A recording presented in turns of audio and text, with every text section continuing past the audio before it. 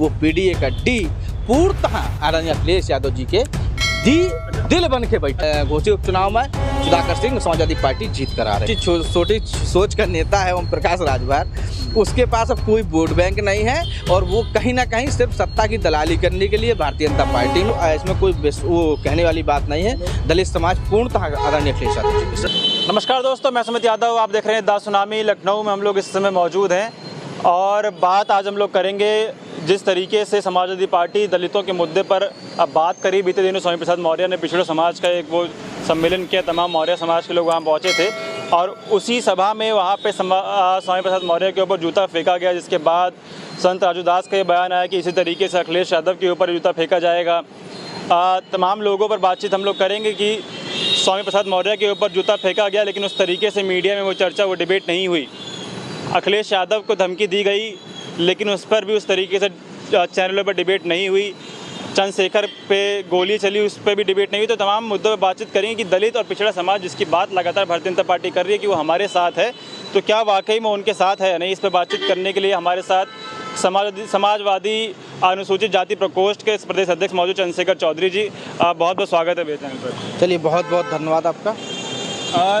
लगातार दलित पिछड़ों के मुद्दे पर जो भी हो रहा है, चाहे दलित पिछड़ों के नेता हैं स्वामी प्रसाद मौर्य, उन पर जूता फेंका गया, चाहे चंद्रशेखर रावण हैं उनके ऊपर गोली हमला हुआ, अखिलेश यादव को धमकी देते हैं संत राजू दास, कहते हैं इनके ऊपर भी जूता फेंका जाएगा, लेकिन उस तरीके से बात निकल के आती नहीं चाहे मीडिया चैनल्स में।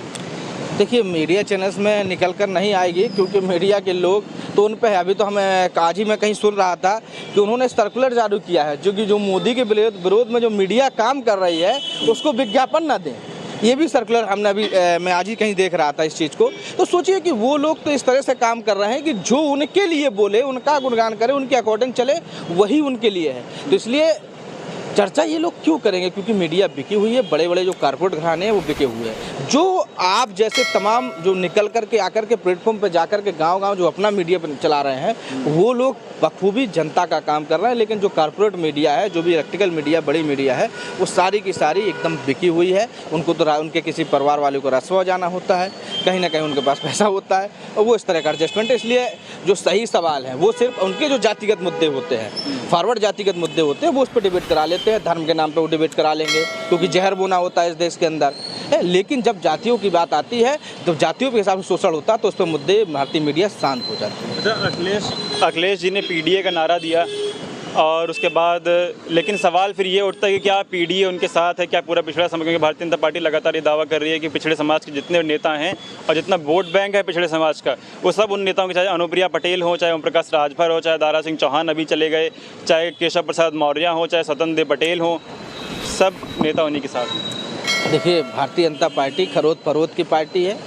जब से सत्ता में आई है, सिर्फ और सिर्फ इस देश का पैसा लूट करके वो ये चाहती है कि हम किसी भी तरह पे ये दिखा लें। तो वहाँ जो नेता हैं वो नेता है ही नहीं। मैं आप आपको बार बार कह रहा हूँ कि नेता नहीं, वहाँ चाटुकार हैं। नेता का मतलब होता है कि वो, मैं जिस समाज से आता हूँ, कि उस समाज की बात कर सकूँ, मैं उसके हकीकत में हर एक मुद्दे हैं उसको रिप्रेजेंट कर सकूं, वो नेता होता है। भारतीय जनता पार्टी, बताइए कौन ऐसा पिछड़ों का नेता है जो जाति जनगणना में बात करना चाहता हो? क्या वो पिछड़ों के लिए लाभ करना ही है? उनको आरक्षण नहीं मिलेगा, उनको हक और हुकूक नहीं मिलेगा। भारतीय जनता पार्टी में कौन ऐसा दलितों का नेता है, जब दलितों के साथ शोषण होता है वो जाके बोलते होंगे? भारतीय जनता पार्टी में कौन सा ऐसा पिछड़ों का नेता है कि जब 69,000 भर्तियों में उनका आरक्षण चला गया, कोर्ट ने भी आदेश किया, लेकिन बेचारे आज वो पिछड़ों के लटके पड़े हुए? वो उनके घर पिछड़ों के नहीं है क्या? उनकी सर्टिफिकेट पिछड़ों की नहीं है क्या? लेकिन आपको नहीं चिंता, क्यों? क्योंकि आप सत्ता में रह करके अपने परिवार, अपना पैसा, अपने चाटुकारिताओं के दम पर अपने अपने पद बचाना चाहते हैं। तो वहाँ सारे लोग चाटुकार हैं, अपने पद बचाने वाले हैं, अपने परिवार को पद दिलाने वाले लोग हैं। वहाँ नेता कोई नहीं है।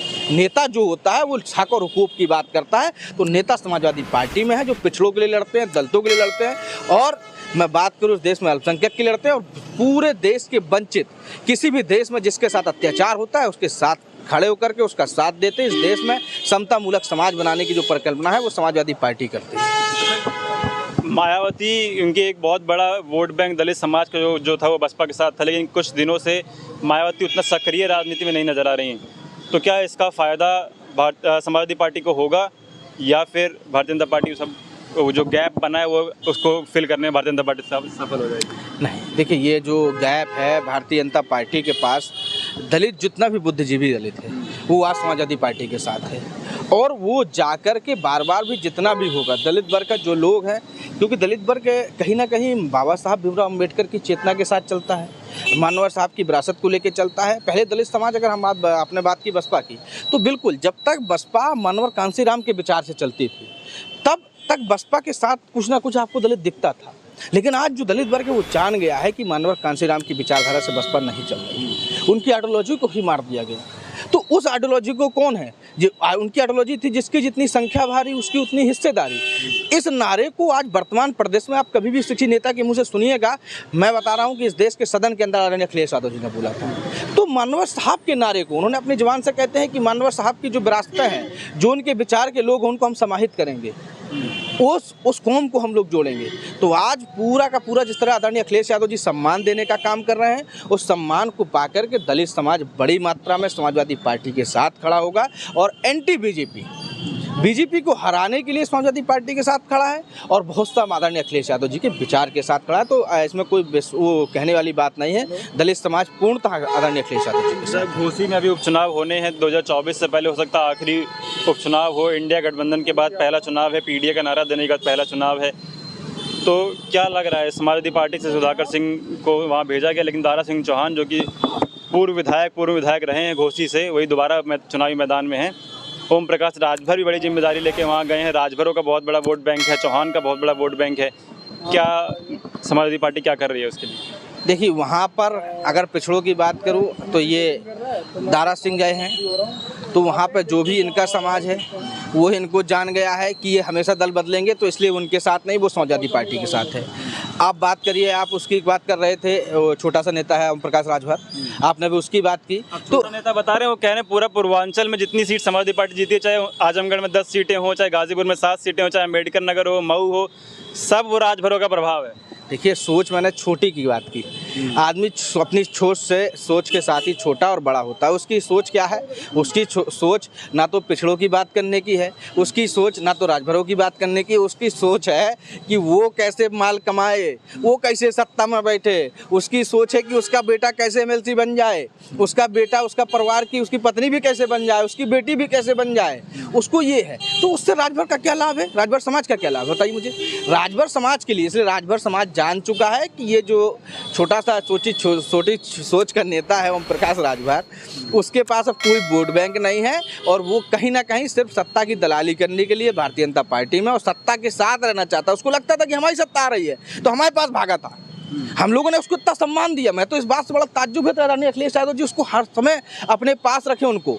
और ललितपुर बुंदेलखंड की वो बेल्ट मुझे याद है जहाँ पर राजभर, आज चले जाइए आपको मैं चैलेंज कर रहा हूँ, चले जाइए पूछिए कि राजभर कौन है, तो वहाँ राजभर जाति नहीं जानते भी गाँव में कि है भी, इस दुनिया में भी है कि नहीं है। लेकिन उस राजभर जाति के ना होने के बावजूद राष्ट्रीय आदरणीय अखिलेश यादव जी अपने साथ इनको वहाँ भी ले गए, घुमाए टहलाए। तो ये स्टेबल वाली बात थी, क्योंकि वो जानते थे कि आप पिछड़े समाज से हैं, वो आपको सम्मान देते थे क्योंकि वो पिछड़े हैं। लेकिन आपको तो गुलामी करने का जो नशा है ना इन लोगों को सत्ता का, तो उसे गुलामी करने के लिए वहीं जा करके सामंतशाही और संघ के साथ बैठ करके अपने बेटे और बच्चों को पालने का काम करेंगे। इसलिए राजभर समाज उनके साथ नहीं है, वो भूल जाए, वो किसी चीज़ के नहीं है। और घोसी उपचुनाव में सुधाकर सिंह समाजवादी पार्टी जीत कर आ रही है। ओम प्रकाश राजभर भाजपा में चले गए, बोल रहे हैं यादव समाज सबका सारे पिछड़ों का हिस्सा खा गया।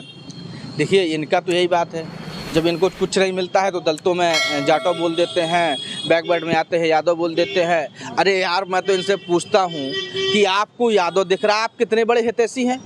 राम प्रकाश राजभर जी को पकड़ लाइए, अगर आपके माध्यम से मेरे पास आ जाए तो मैं इनसे कहूँगा इनका हाथ पकड़ के कि चलिए यहीं यूपी के जिस जिले में कहिए 50 से 50 सरकारी कार्यालयों में चल कर के चेक करते हैं कि कौन सा समाज बैठा हुआ है, तो वो पिछड़ों ने हक खाया है या यादव ने हक खाया है। अरे यादव के लड़के तो ठीक है, बहुत मेहनत करके इस सरकार में एसडीएम हो रहे हैं, आप लिस्ट देखिए, जज हो रहे हैं पीसीएस, आप बता रहे हैं, आप क्यों नहीं पढ़ा रहे हैं? लेकिन आप जब कार्यालयों में जाएंगे, बैकलॉग की भर्तियां रुकी हुई हैं, उस पर सरकार से सवाल नहीं पूछेंगे, उसमें तो हो सकता है आपके लोगों को सम्मान मिले, लेकिन नहीं। और आप किसी कार्यालय में जब जाकर देखेंगे तो कौन से किस जाति के आपको अलग से पता चल जाएगा, थाने चलाने वाले लोगों की जाति पता चल जाएगी। यूनिवर्सिटी में जाकर प्रोफेसर की जाति सर्च करिए ना, वहाँ जब आपको यादव भी नहीं मिलेगा ना, तब तब वहाँ देखेंगे पिछड़ों का है ही नहीं, तब नहीं आप पूछेंगे कि इन जातियों की, अरे 100 की संख्या है, 100 में बैठे हुए वही लोग हैं, उनसे सवाल नहीं पूछना है। ये 100 में अगर 4 आपके पिछड़ों से चले गए तो 4 से आपको दिक्कत है। इसलिए आप सोच लीजिए कि वो कितनी छोटी मानसिकता के लोग हैं। जिन लोगों को हमेशा दलित पिछड़ों के नेतृत्व करने वाले लोगों को जब दलित पिछड़ों से दिक्कत होगी तो वो लोग सोच लीजिए कैसी सोच के लोग हैं। अरे लड़ाई लड़ना तो जाओ सामंतशाही से लड़ो, लेकिन नहीं, आपको तो सामंतशाही की गुलामी करनी है। तो ये भारतीय जनता पार्टी के साथ जाकर के गुलामी करने वाले लोग हैं। इसलिए ओम प्रकाश राजभर का मैं कोई कत नहीं मानता हूँ। अच्छा, पीडीए में क्योंकि दलित बहुत इंपॉर्टेंट है, मेरा आखिरी सवाल रहेगा, क्योंकि आपको इससे पहले आप बाबा साहब वाहिनी के प्रदेश अध्यक्ष थे, उसके बाद अभी SC/ST प्रकोष्ठ के प्रदेश अध्यक्ष हैं, तो किस तरीके से समाजवादी पार्टी वो जो डी है पीडीए का दलित, उसको साधने में क्या मेहनत, क्या काम समाजवादी पार्टी कर रही है? देखिए, जो डी है वो P और A के बीच में है और उसकी बड़ी भूमिका है। और मैं इस बात को कहता हूं कि अब प्रदेश का डी भी बड़ा जागरूक होकर के समाजवादी पार्टी के साथ खड़ा हुआ है। इसका सीधा सा उदाहरण आप देखिए मैनपुरी इलेक्शन में जो भी गया है वो जानता है कि वहाँ पे किस तरह से डी ने एक बड़ी भूमिका के साथ समाजवादी पार्टी के साथ खड़ा हुआ। और भोगांव जैसी सीट जो कि गठबंधन में भी हम लोग रुक गए थे, इस बार वो भी जीत करके दिए 26,000 वोटों के साथ। तो डी की बड़ी भूमिका है और डी बिल्कुल तय करके बैठा है कि हमें अपने बच्चों की शिक्षा बचानी है, हमें अपनी महापुरुषों की विरासत बचानी है, हमें बाबा साहब भीमराव अम्बेडकर का संविधान बचाना है।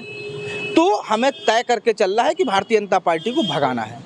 और जब भारतीय जनता पार्टी को भगाना है तो उसके खिलाफ एक दल है जो आपकी बात करते हुए इस देश के अंदर बाबा साहब भीमराव अम्बेडकर की बात करते हुए, मानवर कांशीराम जी की बात करते हुए, नेताजी की बात करते हुए अगर कोई उनके नेतृत्व को लेके चल रहा है तो आदरणीय अखिलेश यादव जी। इसलिए दलित समाज का जो डी है वो पीडीए का डी पूर्णतः आदरणीय अखिलेश यादव जी के दिल बन के बैठा है। मेरा एक सवाल और है, क्योंकि आप कह रहे हैं डी जो है वो अखिलेश यादव जी का दिल बन के बैठा है, लेकिन जब भी हम लोग बात करते हैं तो दलित समाज जो है वो अक्सर साइकिल से दूर भागता हुआ नजर आता है। वो इसलिए क्योंकि वो उनको फिर वो गेस्ट हाउस कांड याद आ जाता है। गेस्ट हाउस कांड किस चीज़ का? वो राजनीतिक गतिविधियां है, ऐसा कुछ नहीं। और उसमें आदरणीय अखिलेश यादव जी कोई भूमिका नहीं थी। हम बात करते साइकिल की भूमिका थी उसमें। अरे साइकिल की बात नहीं, आप बताइए बुद्ध, अगर मैं आपसे एक सवाल पूछूं सम्राट अशोक के बारे में, मेरे कहना इससे इतना है कि वो लोग वो चीज़ भूल नहीं पा रहे हैं और उसका प्रभाव पड़ता है। मैं इस चीज़ को बोलता हूँ ना, क्लियर करता हूँ। आज हम लोग इस देश के अंदर दो तौर में जानते हैं, एक अशोक और एक सम्राट अशोक। अशोक कौन थे? अशोक वो थे कि जिन्होंने अपने राज को बढ़ाने के लिए कलिंग जैसे युद्ध भी लड़े। कलिंग युद्ध में लाखों लोग मारे गए। लेकिन सम्राट अशोक जब उसने कलिंग में मरे हुए लोगों को देखा, अशोक ने देखा, तो उन्होंने कहा, कसम खाई कि नहीं, और वो हिंसा को छोड़कर अहिंसा के रास्ते पर चले गए। वो सम्राट अशोक हो गए कलिंग के बाद। ये आदरणीय अखिलेश यादव जी, वो समाजवादी पार्टी में दौर अलग था कि जब राजनीतिक गतिविधियों के पर क्या हुआ मैं नहीं कहूँगा उस पर, ठीक है। लेकिन आज का जो दौर है, उस समय दौर में क्या थी लड़ाई? बसपा और सपा की लड़ाई होती थी। तो बसपा की जब सपा की लड़ाई होती थी तो वो दौर ठीक था। लेकिन आज की लड़ाई तो तीसरा है ना, वो बिल्ली आ गई है जो भारतीय जनता पार्टी के रूप में, जो आपका दोनों का हक खा जाएगी और आपको बिल्कुल नस्ते नाबूद कर देगी। तो इसलिए दलित समाज जीत गया है। उसको पता है कि उस बिल्ली को भगा दें जो भारतीय जनता पार्टी के रूप में बैठी है। और उसका सबसे बड़ा एग्जाम्पल यानी अखिलेश यादव जी का जो दिल है, जिस तरह से दलितों के लिए धड़कता है, इसलिए उसमें डी पूर्णतः समाहित है और डी अखिलेश यादव जी के दिल है। हम इस बात को कहते हैं। बहुत शुक्रिया आपका। तो ये थे हमारे साथ चंद्रशेखर चौधरी। तमाम मुद्दों पर बातचीत हुई। घोसी उपचुनाव बहुत महत्वपूर्ण, लोकसभा चुनाव 2024 से पहले क्या भूमिका इसमें सभी दलितों की होगी, दलित के नेताओं की होगी, और क्या जो पीडीए का डी है वो समाजवादी पार्टी के साथ आएगा, पीडीए इकट्ठा होगा, ये बहुत बड़ा सवाल अभी भी है। फिलहाल ये वीडियो में ख़त्म कर रहा हूँ। आप लोग क्या राय, अपनी राय जरूर बताइएगा। मुलाकात आपसे अगली वीडियो में होगी। जुड़े रहे हमारे साथ, तब तक के नमस्कार।